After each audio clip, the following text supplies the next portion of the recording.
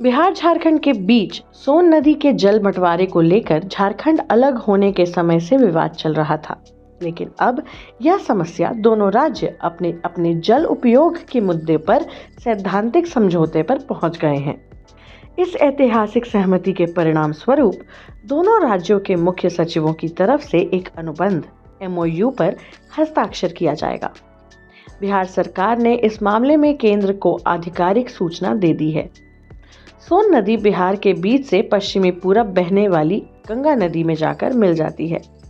गंगा में बाकी नदियां उत्तर से आती हैं और हिमालय से आने वाली नदियां हैं।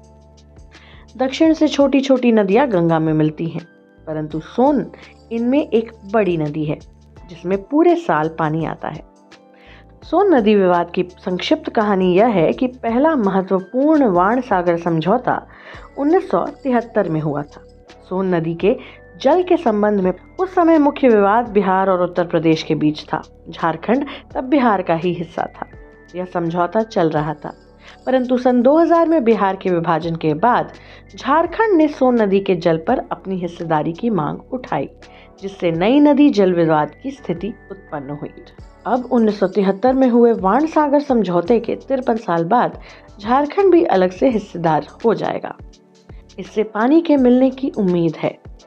विस्तृत परियोजना रिपोर्ट यानी DPR 36 वर्ष पहले ही प्रस्तुत की गई थी, लेकिन यह मामला लंबित रहा।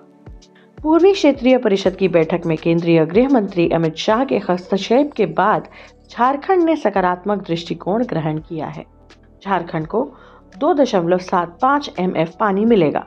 एक निर्धारित समझौते के अनुसार सोन नदी के कुल 7.75 मिलियन एकड़ फीट MAF पानी का वितरण किया जाएगा। इस बंटवारे के तहत बिहार को सोन नदी के पानी के 5.00 MAF की हिस्सेदारी मिलेगी, जबकि झारखंड की हिस्सेदारी 2.75 MAF होगी। दोनों राज्यों के मुख्य सचिव ने समझौता पत्र पर दस्तखत कर दिया है। दोनों प्रदेश के मुख्यमंत्रियों ने इस समझौते में बहुत सकारात्मक भूमिका निभाई है।